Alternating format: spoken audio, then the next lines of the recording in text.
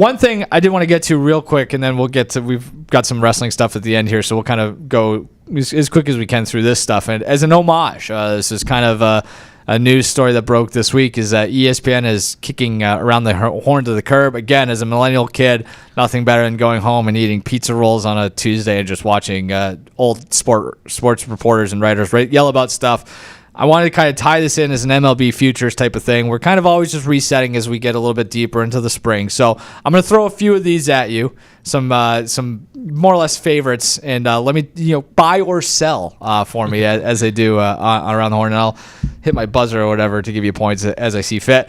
So we'll start with the Dodgers to win the World Series. They are plus 240 favorites, overwhelming favorites. I think the last time it was this short was 2002 when the Yankees were like 2-1 to win the World Series. So everybody's all over the Dodgers for good sake or good reason. You buying or selling the Dodgers at plus 240?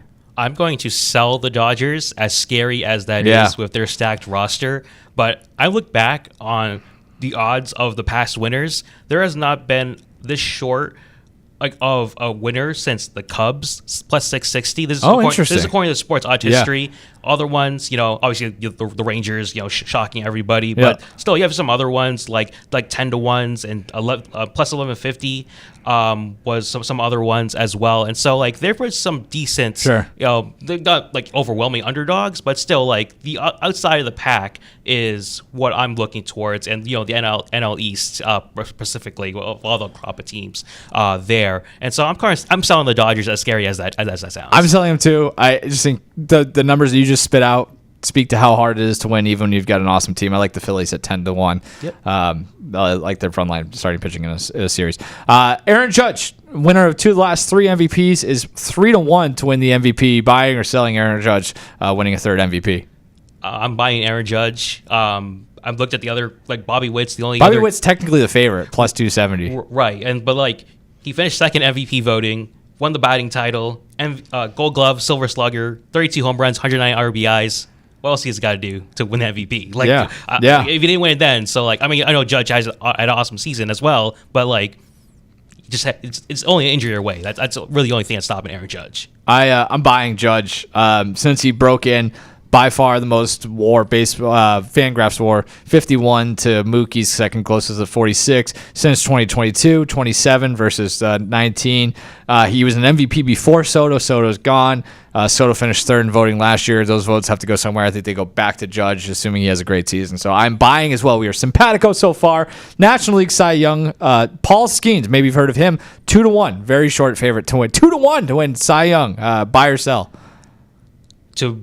But buy or sell instead of taking the middle, I'm going to buy. Okay. Wow. I'm thinking this is too short of odds, but still I can't really make a case for anyone else. Zach Wheeler, I guess, is more intriguing as the second shortest, but still Paul Skeens is he's got this nasty new pitch. He's got a new cutter. Some of the bullpen videos and things like that, live BP is oh my God. It's amazing. And so why not? MLB needs stars, especially for pitchers, and Paul Skeens is your guy, and so why not?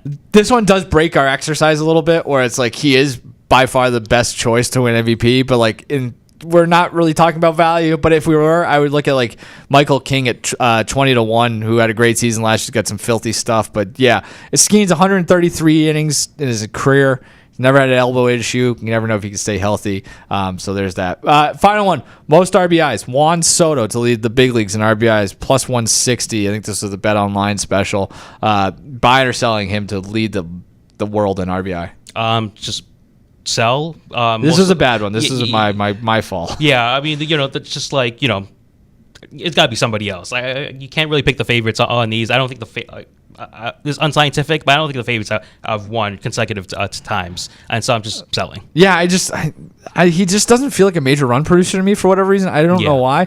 I would look at Vladimir Guerrero Jr. at 11-1, Yordan Alvarez 12-1, or even Judge at 7-1. It's just I don't know. The Soto thing kind of feels like it's gone off the radar a little bit. All right.